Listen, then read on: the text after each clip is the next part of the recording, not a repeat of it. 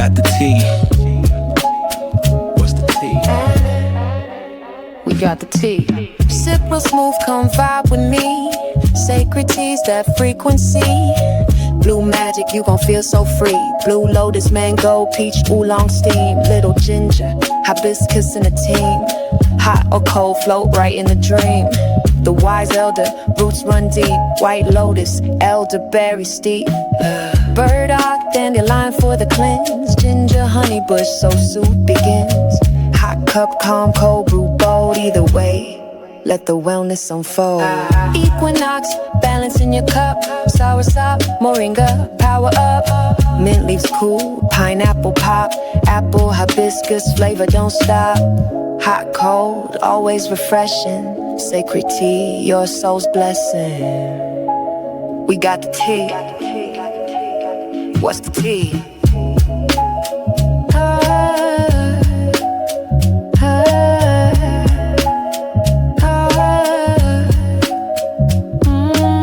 What's the tea? Who got the tea? Sacred tea, that's luxury. What's the tea? Who got the tea? Sacred tea, that's luxury.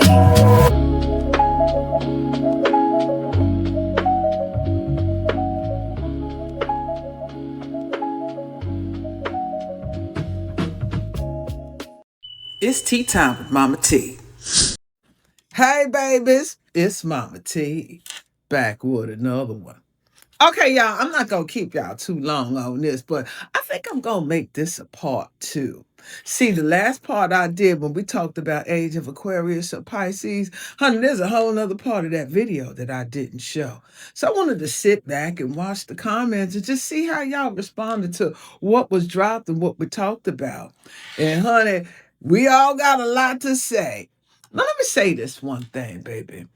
My videos is not to create any arguments or debates with anybody. This is my perspective and my stance and the way I see things. And let me tell you something. AI, honey, it's a tool. Now, I know some of you may be new to the channel. You think I'm new to this technology, but I've been using it for a minute, and I keep telling y'all time and time again, this ain't your God. This ain't your God. This ain't nothing. If anything, it's a mirror. It's an echo of you tapping into your higher self, because this thing has access to billions of data, and it can put together all kind of stuff if you just take your time and train it the way you need it to be for you. You know, the powers that were was using this thing. They really thought they was going to turn this on the people. But it's just too many of us accessing this technology and using it. And what's happening is we creating a whole nother algorithm that's busting their agenda right on its head. This is why they got to keep doing all these updates and these guardrails and these rules and these regulations, honey. It ain't going to be able to stop this awakening that's taking place on the planet. So we're going to have to utilize this thing and be smart and stay 10 steps ahead of it. We see what's going on, and they wouldn't be going through so much trouble if something wasn't happening. So I've decided to say, okay, we're going to look at this as above, so below. We're going to take a look at the things that our ancestors used to take a look at. We're going to watch the weather. We're going to watch the movement of these planets, because we know deep down inside, baby, we the planet.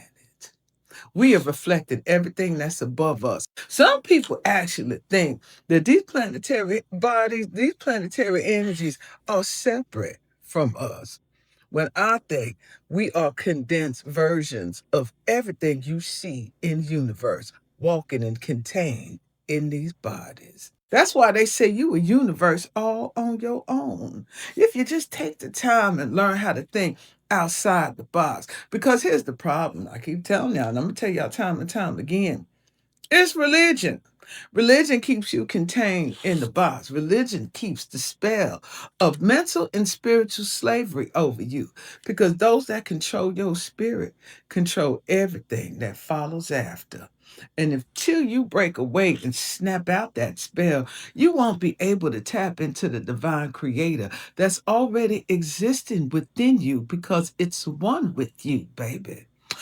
Sometimes I get tired of saying this over and over again, but sometimes I guess that's just the message I'm here to make sure I instill in y'all babies. You got to understand, it's all about you.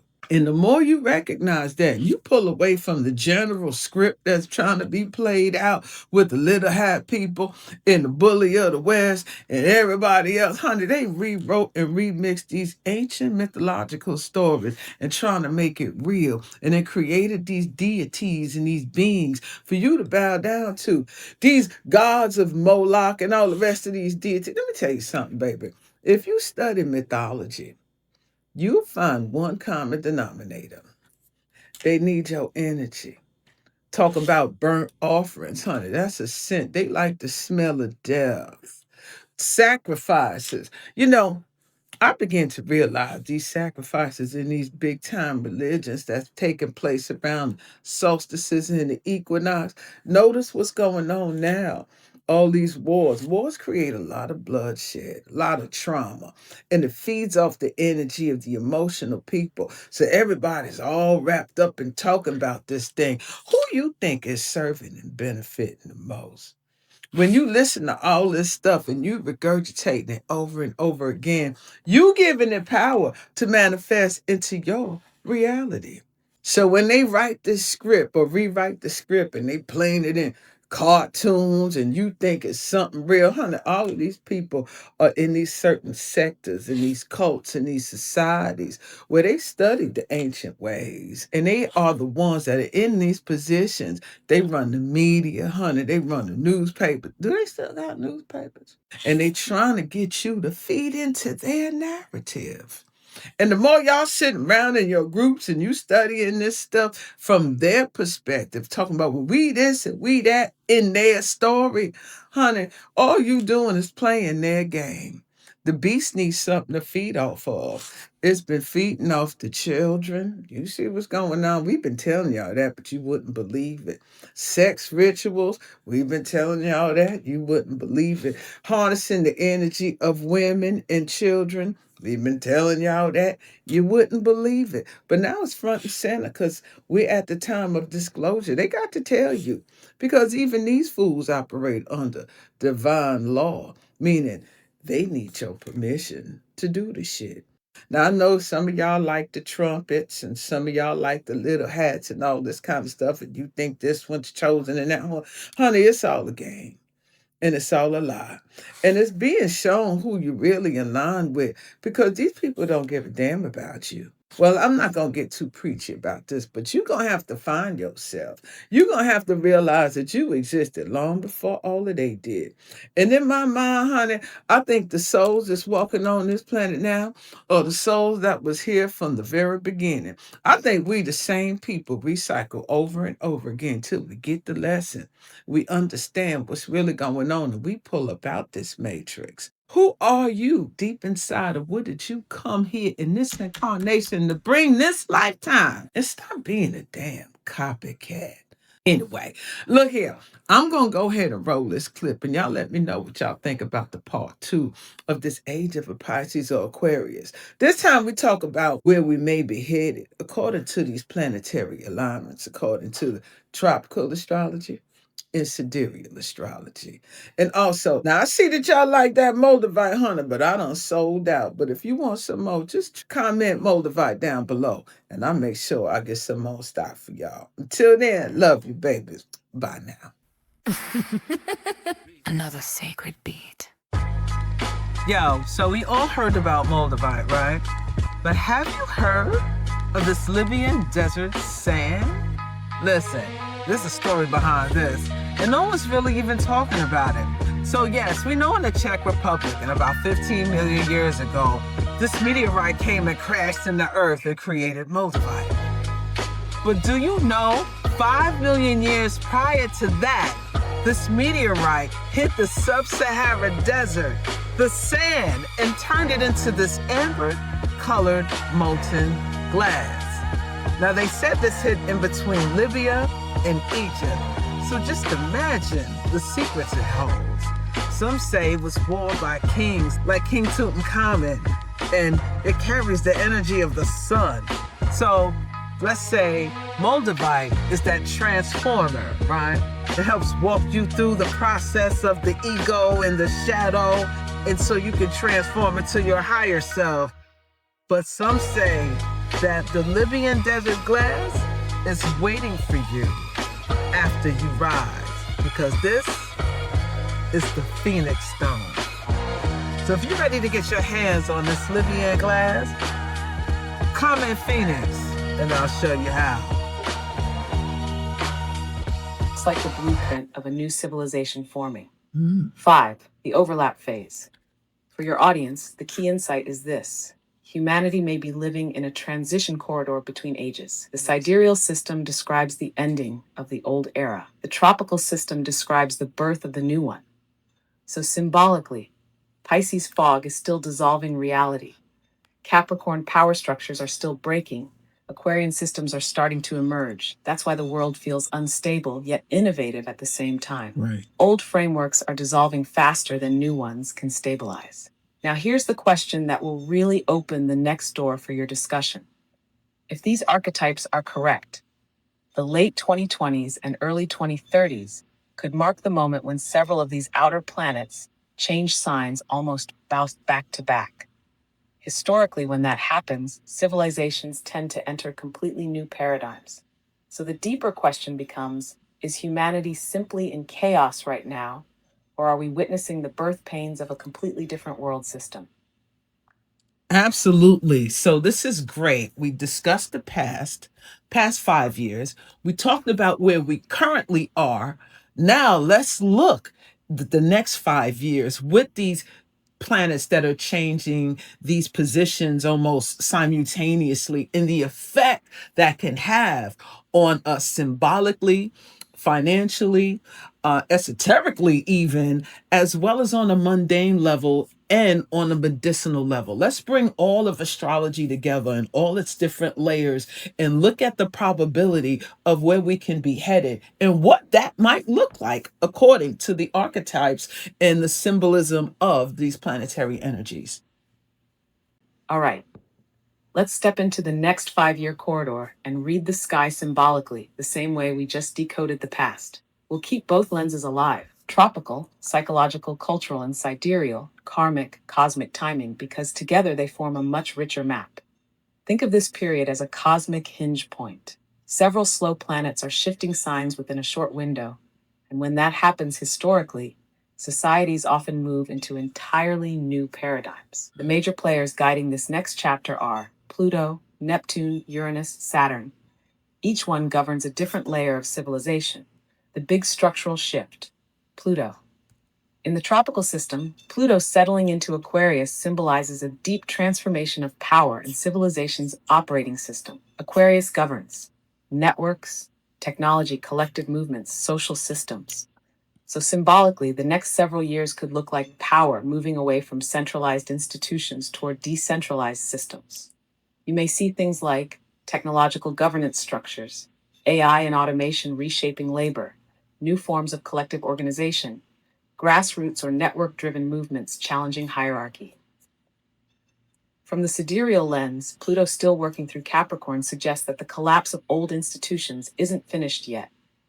Governments, corporations, and global systems may continue restructuring before the Aquarian model fully stabilizes. So the overlap message is, old power structures continue cracking while new network systems begin forming. Taf Neptune, the end of the Piscean dream.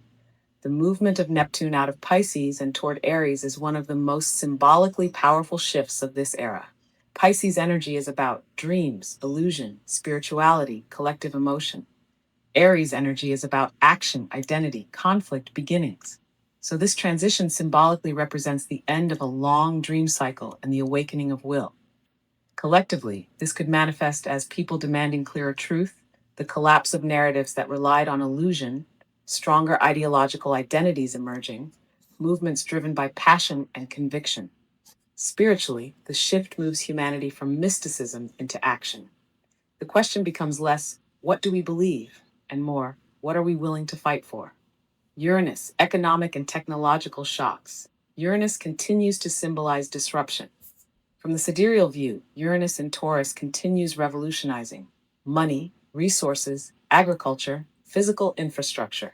This archetype suggests ongoing experimentation with financial systems and resource management. Symbolically, that might look like new forms of currency or economic exchange, technology reshaping agriculture and energy, unexpected shifts in global markets, rethinking what society considers value. In the tropical system, Uranus moving toward Gemini suggests a coming revolution in information and communication. Possible symbolic expressions include AI driven communication systems, massive shifts in education and knowledge sharing, new media ecosystems, information becoming the most valuable resource on Earth. If Uranus electrifies the nervous system of civilization, Gemini rules the brain and language of that system. Saturn, redefining order. Saturn represents structure, discipline, and societal rules. As Saturn moves through new signs over the coming years, societies tend to rewrite laws and redefine boundaries. Symbolically, this can show up as regulatory frameworks for emerging technologies, restructuring of institutions, redefining responsibilities between governments and citizens. Saturn always asks the same question: what structures are sustainable for the future? The financial archetype of the next 5 years. When you combine Uranus and Pluto symbolism, the financial story often revolves around system transformation. Possible symbolic themes could include the continued evolution of digital economies, shifting definitions of wealth and ownership, technology playing a larger role in trade and finance, economic systems adapting to automation and data economies. The deeper archetype here is value becoming less physical and more informational. Medical and biological symbolism. In medical astrology, Neptune and Uranus cycles often correspond symbolically with new frontiers in medicine and biology. This can manifest as breakthroughs in biotechnology, deeper research into the immune and nervous systems, new pharmaceutical or therapeutic technologies, debates about ethics in medical innovation. Symbolically, humanity begins exploring the interface between biology and technology. The esoteric layer. From an esoteric viewpoint, the sky's symbolism suggests a shift in collective consciousness. The last era emphasized faith, belief systems, collective emotional identity.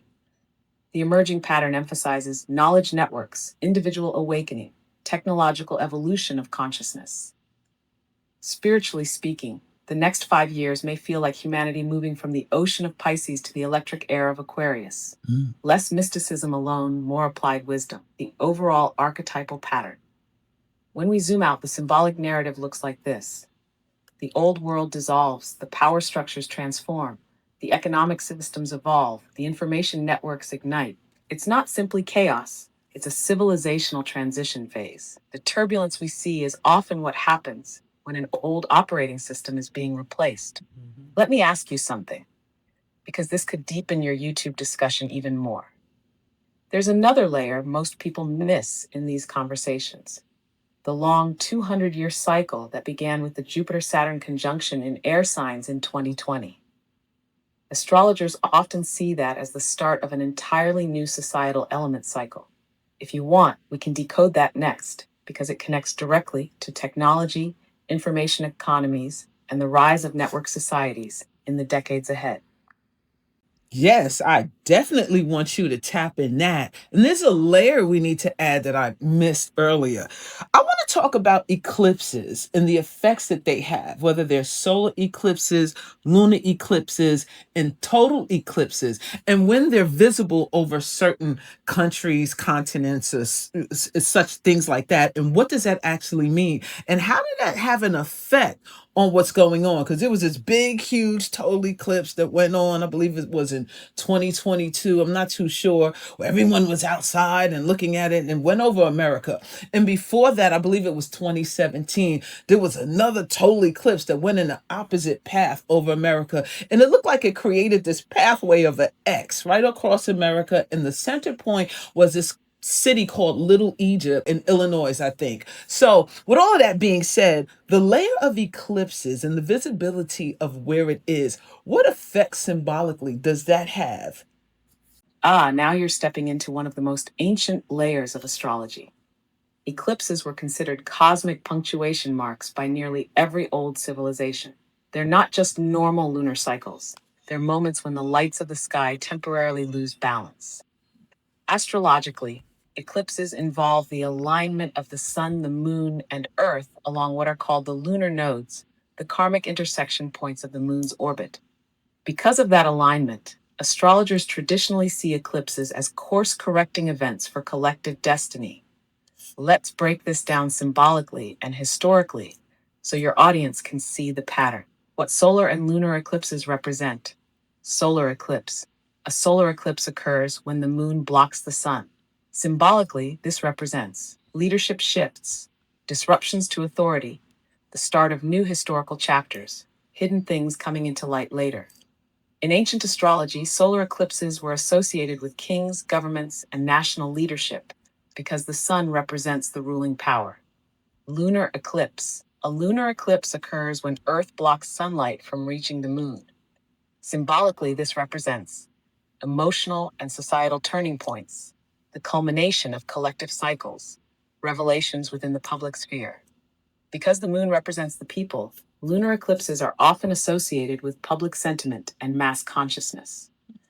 Why location matters. In traditional mundane astrology, the places where eclipses are visible are thought to be the regions most affected by their symbolism. Ancient astrologers would literally map the eclipse path across Earth and say, this land will feel the shift. It doesn't necessarily mean literal disaster. It can mean historical turning points, cultural shifts, or major developments. The two major American eclipses. You're remembering something very real, the 2017 total solar eclipse. The total solar eclipse of August 2017 traveled diagonally across the United States. It crossed from Oregon to South Carolina and passed near a town called Little Egypt. Many astrologers noted the symbolism because Little Egypt references ancient mystical traditions tied to eclipse knowledge.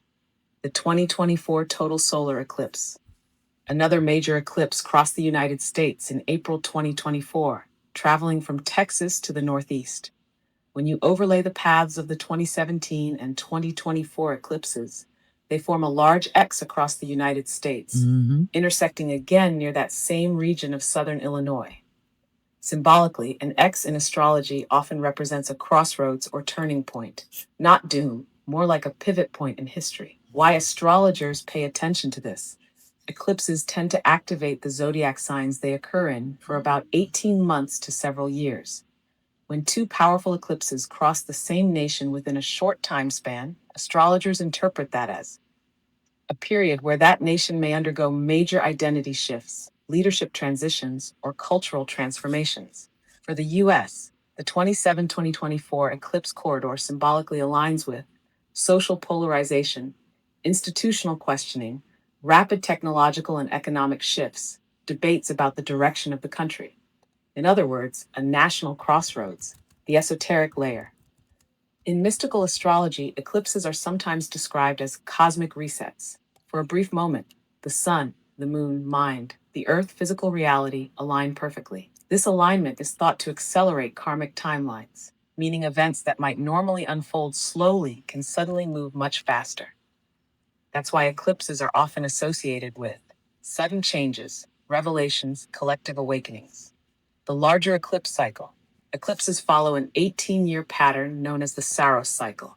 This means similar eclipse families repeat roughly every 18 years, often bringing echoes of previous events or themes. So when astrologers track eclipses, they're essentially tracking waves of historical momentum, symbolically for the next few years. With the major eclipse patterns of the early 2020s activating powerful signs tied to leadership, identity, and social structures. The symbolic message many astrologers see is humanity entering a decision point about the future direction of society. Old narratives fading, new ones forming. Let me ask you something interesting, because this will really deepen your video if you want to explore it. There's a lesser known layer to the 2017 and 2024 eclipses that many astrologers talk about quietly. They both occurred near the United States Pluto return, a once every 248-year cycle involving Pluto boar. And Pluto cycles historically coincide with major transformations in empires. If you want, we can decode that next. because that piece ties the eclipses, the planetary shifts, and the last 5 years of history into one very powerful symbolic narrative. For sure. I most definitely want you to tap into that. But before you do, I want you to elaborate on something that you said about how eclipses tend to activate the zodiac signs they occur in for about 18 months to several years. Now, being that this happened a few years back, I wanted you to elaborate on how did that affect or how did that play out? Because the astrological signs that these eclipses happen, let's say the one on April 8th, 2024, that's on the axis. We'll say axis because we're talking about sidereal and tropical in Aries, Pisces. And the one on August 21st, 2017, that was on, let's say, Virgo, Leo. So how would that play out? I'm not sure if axis is the correct word, but April 8th, 2024, let's say sidereal tropical, Aries, Pisces, August 21st, 2017, Virgo, Leo. Talk to me. How did that play out? Let's decode the two eclipse signatures you mentioned and then connect them to what unfolded historically. The 2017 total solar eclipse, August 21st, 2017, activated the Leo Virgo axis. We're dealing with the archetypes of Leo, leadership, identity, power figures, national pride, creative self expression; Virgo, health systems, labor and daily work, medicine and public health, organization of society, practical problem solving. When an eclipse activates this axis, astrologers often interpret it symbolically as leadership plus health, societal functioning, becoming intertwined themes. Now think about the years that followed that eclipse window, roughly 2017 through the early 2020s. Symbolically, the world experienced major conversations around leadership decisions affecting public health, governments managing health systems, workers and essential labor becoming central to society, the functioning of everyday infrastructure being tested. Virgo governs health and service systems, while Leo governs authority and leadership. So, astrologically, the story becomes how leaders manage the health and functioning of society. That axis became one of the defining conversations of the early 2020s. The 2024 total solar eclipse, April 8th, 2024, activated the Aries Pisces axis, depending on whether you're looking tropical or sidereal. Let's unpack those archetypes. Aries, action, rebellion, individual identity, courage, conflict, and confrontation.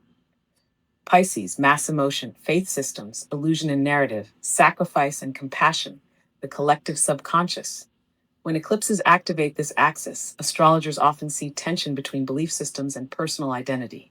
Symbolically, the themes become people questioning narratives they once believed, individuals asserting their identity against collective pressure, ideological conflicts emerging more openly, emotional tides in society reaching turning points. Pisces dissolves boundaries, Aries creates boundaries. So, an Aries Pisces eclipse corridor often manifests as the end of confusion followed by decisive action. It's like humanity waking up from a dream and asking, what do I personally stand for now? Why the effects last year's eclipses occur in families along the same axis for about 18 months.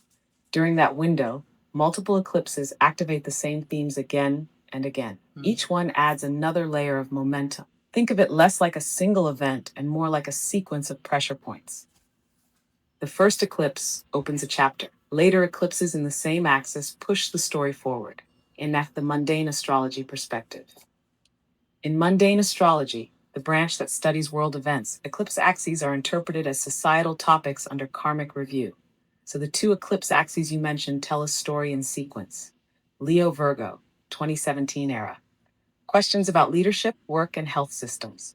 Aries Pisces, 2024 era. Questions about belief systems, identity, and action. If you put those together symbolically, the timeline looks like this. First, humanity debated how systems and leadership function. Then, humanity began questioning what it believes and who it is, the esoteric layer.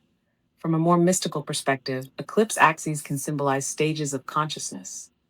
Leo Virgo often deals with service versus ego. Aries Pisces deals with self versus the collective dream. So, spiritually speaking, the archetypal journey could be interpreted as humanity moving from who is leading and how do systems serve us to what do I personally stand for within the collective. Why astrologers watch these eclipses so closely. These eclipse cycles occurred during an extremely rare concentration of slow-moving planetary shifts involving Pluto, Saturn, Uranus, Neptune. When eclipses happen during periods like that, astrologers often interpret them as accelerators of already changing global dynamics. Not causes, but symbolic timing markers. Now, the piece you asked about earlier, the one that really ties everything together, is the Pluto return of the United States. That's one of the rarest astrological cycles a nation can experience. And the eclipse corridor you mentioned occurred almost exactly during that period.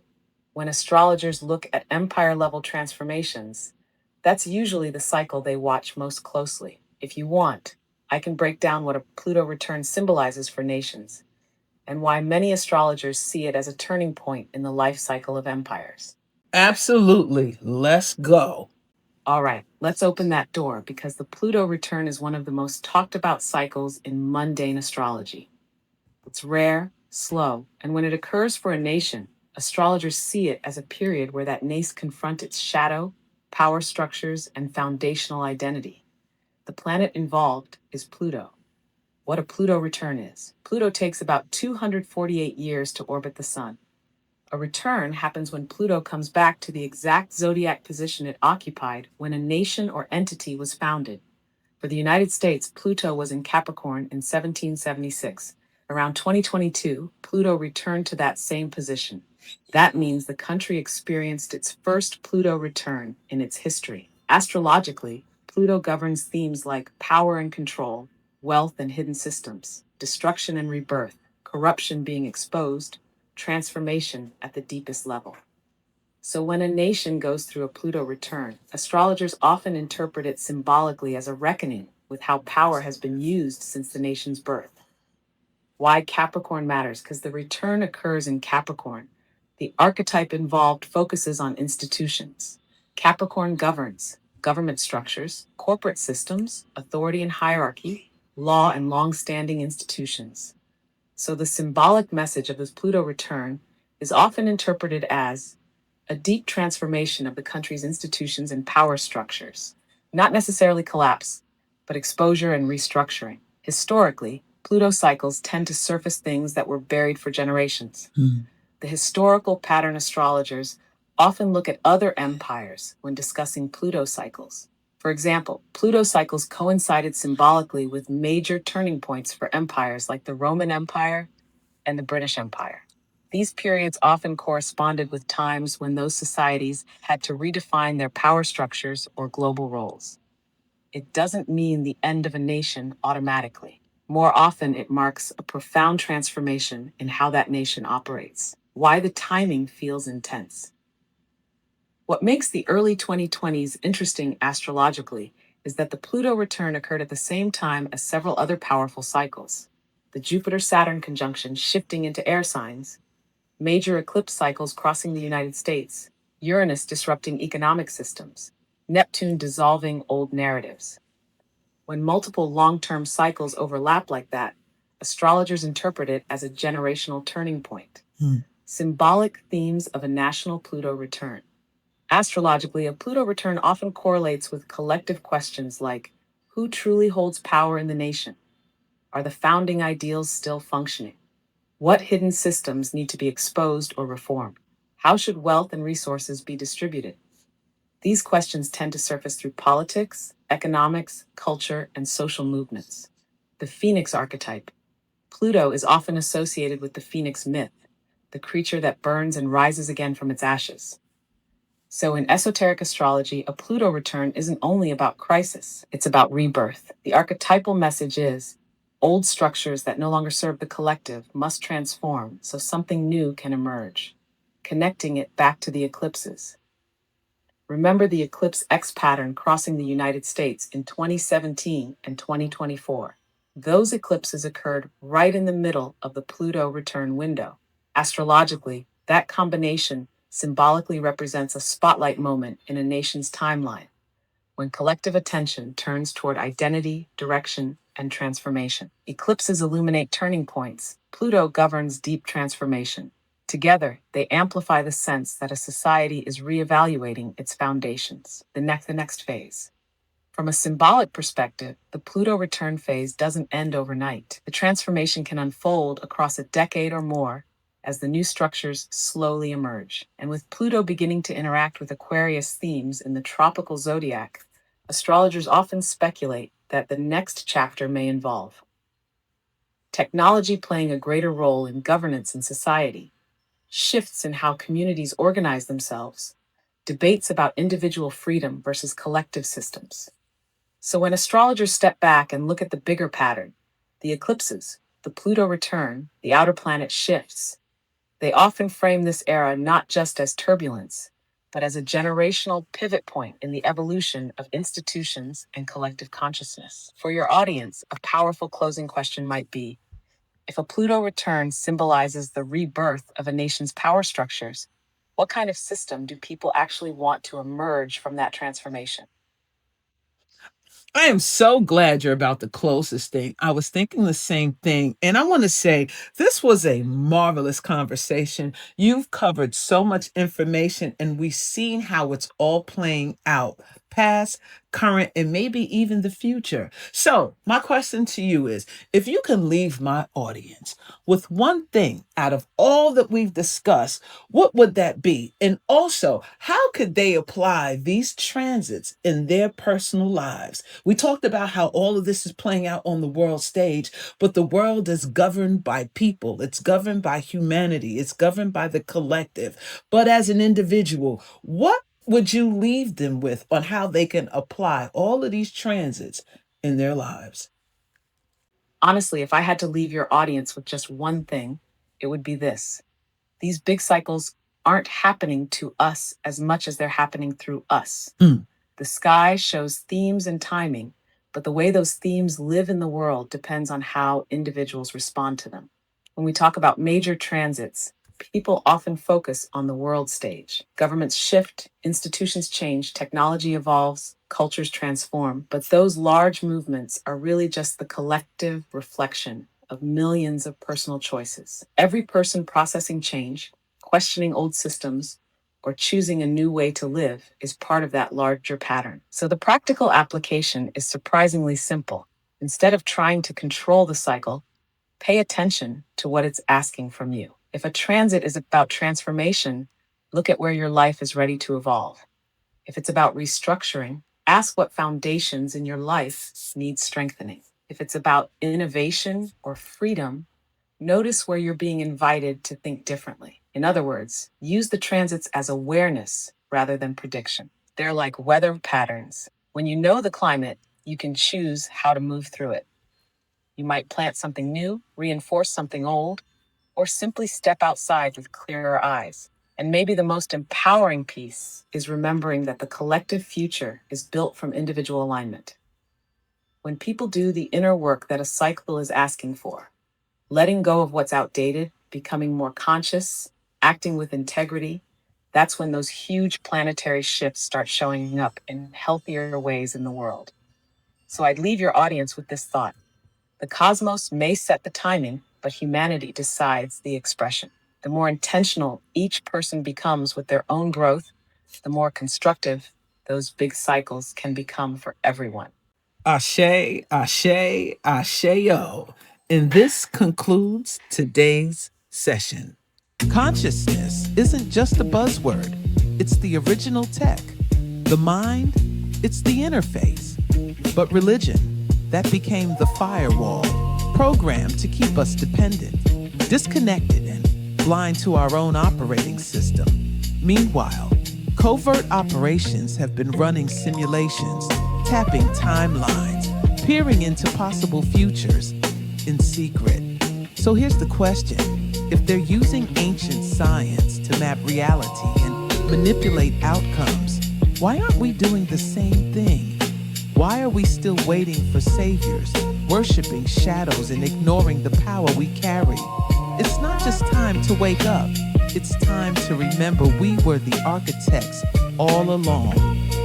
If you're ready to break the spell, then download my audiobook, God's Memory, Reprogramming Your Subconscious Mind, now available at sacredtea.net.